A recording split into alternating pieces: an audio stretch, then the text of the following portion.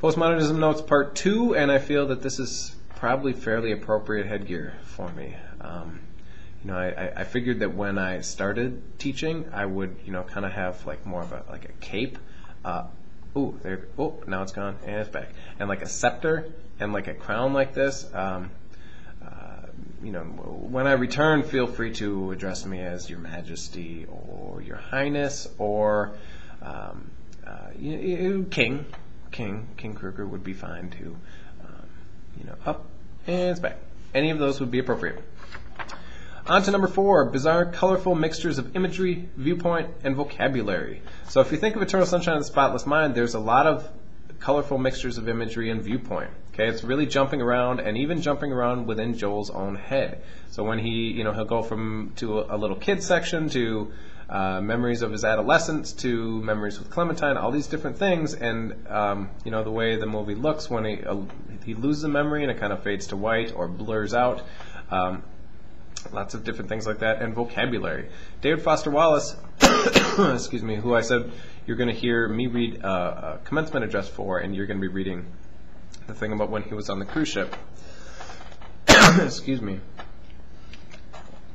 He uses a lot of different vocabulary. He's a very, very, very smart writer. Sometimes too smart for his own good, or at least for the good of the reader. But I think the ones you'll be reading, you won't find that to be the case.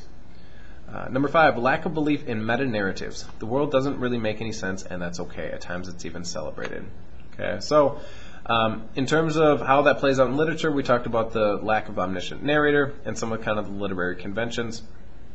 CIS class, if you think back to Scarlet Letter, when the narrator would say, and now a careful reader would pay careful attention to what this character says, that doesn't really make sense. Okay? And in terms of the way that plays out in life, it would be kind of a challenge to some religious ideas, because these are ideas which people kind of base their whole world around. Okay, the way they view the world, patriotism, religious beliefs, and the goal of this is not to get to change your beliefs, but just looking at the way some writers of the time view some of these issues.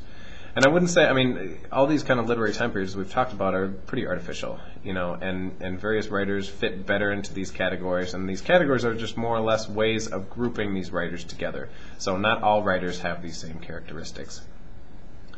Number 6, they focus on and debate their own issues and ends, sometimes for the sake of arguing. So the David Foster Wallace piece about the cruise ship is a good example of this. It's kind of arguing just to argue. Okay, you don't really need to analyze necessarily why people would want to go onto a cruise ship. But in my perspective, it's kind of interesting when he does that, because the conclusions he comes to are pretty interesting. And lastly, they feel that the words are changing and shifting. Words often depend upon their binary opposition for their definition. Okay, so CIS group has talked about this a lot in CIS.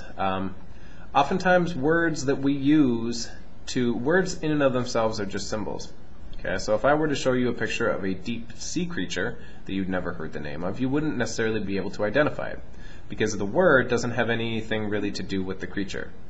In the same way that if a cat were to walk into the room, the only way you know that a cat is because everyone has told you a cat is a cat. The word cat has very little to do with the four-legged furry creature which comes meowing into the classroom. It doesn't sound like a cat. It doesn't look like a cat. It has nothing to do with a cat. It's just an arbitrary symbol that we created to define what that creature is. Okay? Now, when you're talking words like cat, it's not that big a deal. But if you think, what is the definition of the word good? My guess is if I were to go around the room and ask everyone what their definition of the word good is, we would get 30-some different definitions. And yet we use the word good as if we know what it really means, or as if it has a concrete, specific meaning. But really, to understand the meaning of the word good, you need to understand the meaning of the word bad, because the meaning of the word good is dependent on the meaning of the word bad. Good is something which is not bad, and bad is something which is not good. The problem with this is because we use words are our reality. Okay, without words, we wouldn't be able to communicate with each other. We wouldn't be able to label things. And so, because words are just symbols, everything is a symbol. Okay, so we're using words which we think have a very strong, concrete definition, but there's no place you could go to find the meaning of the word good. There isn't one. We've just given one. I don't know if that makes sense or not. There's nowhere you could go where you could open a treasure chest and say, here is the meaning of the word good. Because it doesn't have a concrete meaning. It's just one we've assigned it. Okay, so the problem with this is, when you're talking things which are good or bad, it's not necessarily a big deal. Other than, maybe another example would be cool. If you think of things which are cool, it's very subjective. Okay, so different styles of clothing are cool, different styles of music are cool, and basically what the meaning of the word cool means to you is, whoa, my crown is moving and shifting and disappearing. The meaning of the word cool is very subjective, okay, and it's kind of up to each individual to figure out what cool means. And so the long and short of this is, and I realize this is kind of a rambling, maybe incoherent explanation of this, you got to be careful with words, okay? And that's why some of these writers look so carefully at specific words, like David Foster Wallace, because words in and of themselves, we use them as if we know exactly what they mean, but we don't always know exactly what they mean. And because words are used to define our reality, maybe we don't know exactly what reality is.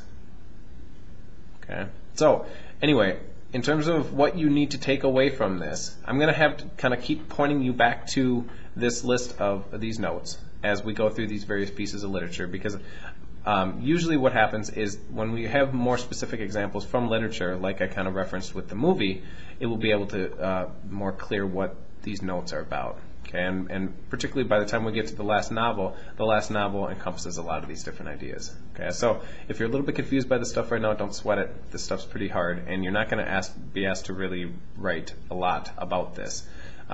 And like I said, I'm just looking for kind of a big picture understanding of this. So when I come back, we'll be talking more about this, and I'll be able to answer more specific questions that you have on this.